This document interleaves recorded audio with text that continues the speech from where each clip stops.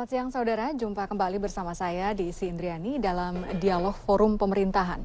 Dan siang hari ini kita akan bicara banyak mengenai PUAP, yaitu Program Usaha Pengembangan Agribisnis Pedesaan. Ini adalah salah satu program yang di-create oleh Departemen Pertanian dalam rangka membantu memberdayakan petani-petani miskin yang aksesnya sangat terhambat kepada lembaga-lembaga keuangan. Mungkin sebagian besar petani-petani Indonesia masuk dalam kategori petani miskin yang kemudian terhambat untuk meningkatkan kesejahteraan hidupnya hanya karena mereka tidak bisa menembus akses-akses ke perbankan. Program inilah kemudian yang diharapkan menjadi semacam embrio untuk meningkatkan kemampuan masyarakat, khususnya petani miskin, untuk mensejahterakan dirinya. Dan tentu juga akan memiliki multiplier efek terhadap lingkungan, desa, kecamatan, kabupaten, dan kota, hingga seterusnya. Untuk membicarakan ini sudah hadir dua orang narasumber yang akan berdialog bersama saya selama 1 jam ke depan. Langsung saya perkenalkan, di samping kiri saya siang hari ini sudah hadir Bapak Ato Suprapto. Beliau adalah Kepala Badan Pengembangan SDM Pertanian, Departemen Pertanian. Selamat siang Pak Ato. Selamat siang Mbak Desi, selamat siang para pemirsa. Terima kasih sudah hadir Pak Ato. Kemudian juga siang hari ini sudah hadir Bapak Firman Subagio. Beliau adalah Wakil Ketua Komisi 4 DPR RI. Selamat siang Pak Firman. Selamat siang. Assalamualaikum warahmatullahi wabarakatuh. Waalaikumsalam warahmatullahi wabarakatuh. Pak Firman, saya mau ke Pak Firman dulu. Akhirnya pemerintah punya perhatian yang lebih intens terhadap petani miskin.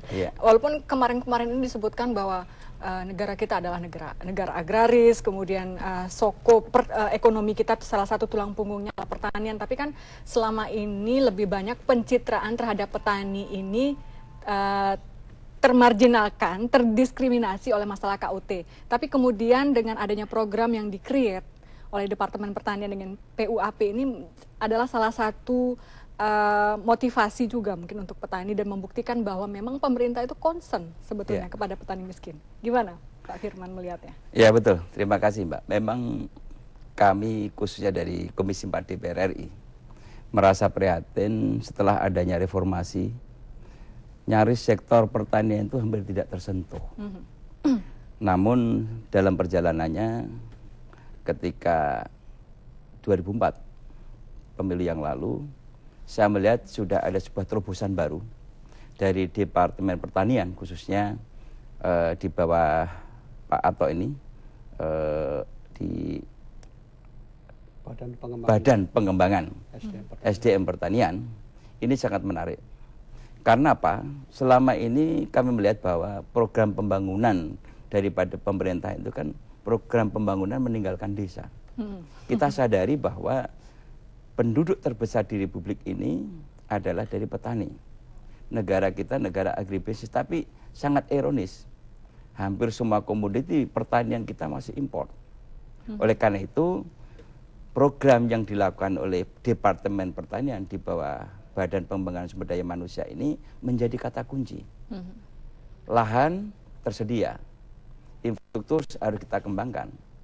Tetapi tanpa dikelola dengan baik, tanpa memiliki sumber daya manusia yang baik, maka semuanya itu tidak akan tercapai cita-cita. Oleh karena itu, program yang dilakukan oleh pertanian melalui Badan Sumber Daya Manusia ini sangat menarik karena itu ada sinergi, di mana ada peningkatan sumber daya manusianya dan juga itu ada penguatan terhadap masalah aspek-aspek permodalan yang selama ini petani mengalami kesulitan terhadap masalah akses permodalan melalui bank. Kita sadari bahwa petani kita ini adalah petani yang masuk kategori petani miskin, di mana mereka itu hanya menguasai lahan, kalau tidak salah 2007 yang lalu itu 0,5. Sekarang sudah menurun lagi 0,3. Bayangkan. 0,3 hektar ya. 0,3 hektar per petani. Bagaimana mereka itu bisa hidup sejahtera? Oleh karena itu program-program yang dilakukan oleh pertanian ini, Departemen Pertanian oleh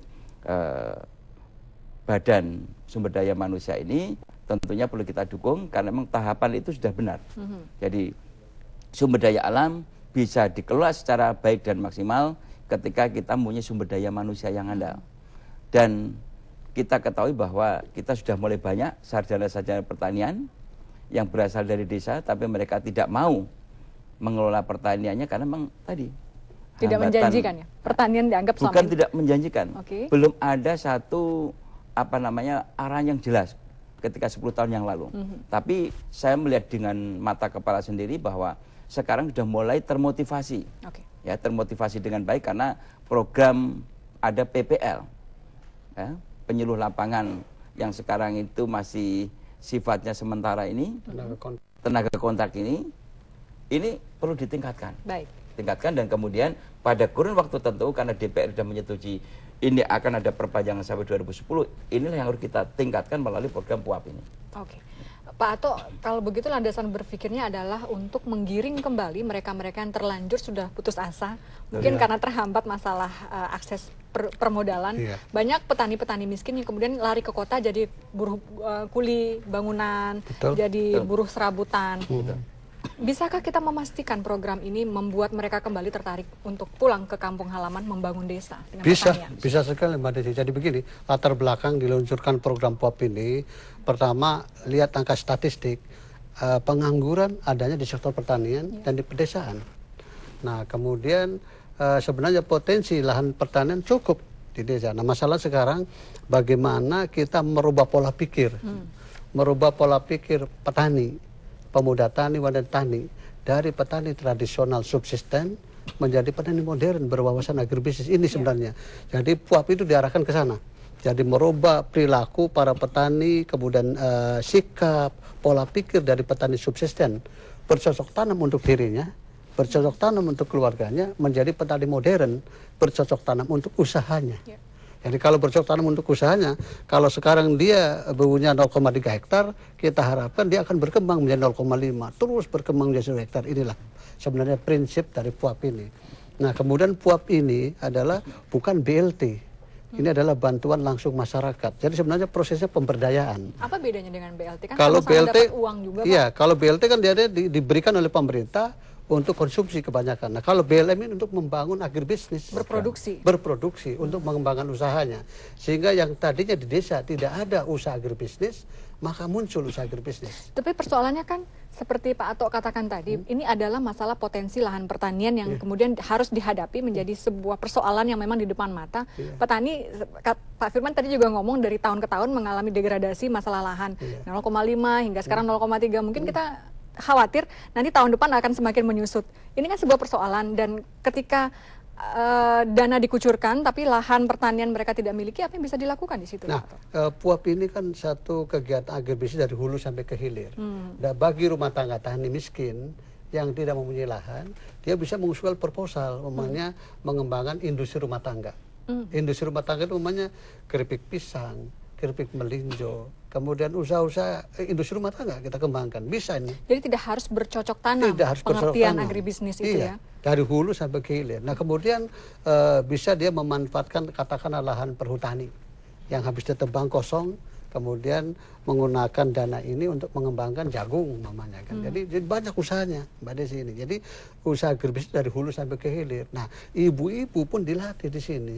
Katakanlah di Lampung, umumnya potensi pisangnya banyak, bisa mengembangkan keripik pisang. Di daerah Cirebon, Majalengka, Kuningan yang mempunyai umumnya melinjo, bisa mengembangkan industri keripik pisang. Jadi di sini ininya. Jadi bukan hanya on farm saja. Nah pada sisi lain, dengan pembelajaran ini kita memberikan motivasi pada generasi muda bahwa pergi ke kota itu belum mimpi kan, ini ke kota kan mimpi mendapat pekerjaan, nyatanya susah nyari Jakarta ini. Betul. Jadi artinya dengan program PUAP ini kita harapkan back to village dengan menyediakan lapangan pekerjaan di desa. Satu-satunya melalui PUAP ini. Berarti lapangan pekerjaan ini mereka yang siapkan sendiri sebetulnya Pak? Iya, tapi diberikan motivasi karena memang itulah gunanya pendamping itu tadi, penyuluh ini. Ya, penyuluh ini memberikan pendampingan kepada Gapoktan untuk membimbing para petani, kemudian kelompok tani dan gabungan kelompok tani sehingga usaha dia berkembang. Mana yang lebih dulu? Ada kelompok tani Gapoktan atau lebih dulu penyuluh berada di situ? Gapoktan petani dulu. Baru ada kemudian penyuluh. Baru kemudian kita tempatkan baru ada penyuluh. Dana. Baru kemudian salurkan dana. Jadi gini prosesnya. Jadi Gapoktan yang ada di desa miskin, kemudian sebelum dia menerima dana PLM 100 juta, kita latih dulu. Dilatih dulu kepemimpinan, dilatih mengenai kewirausahaan, kemudian dilatih mengenai manajerial. Berapa lama itu pelatihannya? Pelatihannya 1 minggu. 1 minggu, kemudian setelah dilatih mereka menyusun proyek proposal yang disebut rencana usaha bersama. Di dalam rencana usaha bersama untuk 100 juta itu apa? potensi. Ada yang mengusulkan namanya untuk usaha sarana produksi, namanya kios pupuk, kios benih. Ada juga namanya sebagian yang bekerja sama di ibu-ibu industri rumah tangga, gitu mengusulkan. Nah itu usaha itu kemudian dimasukkan dalam yang kita sebut RUB. RUB dikirim ke pusat. Setelah kita pelajari bahwa proposalnya sudah sangat bagus, uang itu kita turunkan ke rekening. Pada waktu uang diturunkan dari Gapoktan, kita tempatkan penyuluh. Kita tempatkan penyelia mitra tani. Tugasnya penyuluh yang disebut Pak Pionan tadi, membimbing para petani untuk usaha produktif dari mulai hulu sampai ke hilir. Gitu. Pak Firman, ini menarik, kemudian ada pelatihan selama seminggu, diberikan kepemimpinan, wirausaha dan segala macam. Tapi kan persoalannya masyarakat kita mohon maaf kalau di pedesaan kan cenderung mereka juga sedikit resistensinya agak tinggi nih Pak. Untuk hal-hal yang berbau formalitas seperti itu. Pak Firman melihatnya seperti apa? Begini, saya rasa kita harus menyikapi secara positif ya. Seperti yang saya sampaikan tadi bahwa ke depan untuk membangun sebuah sektor pertanian ini harus ada perlu adanya sebuah perubahan paradigma. Ya, paradigma yang berubah kepada paradigma yang berorientasi kepada pembangunan sektor pertanian.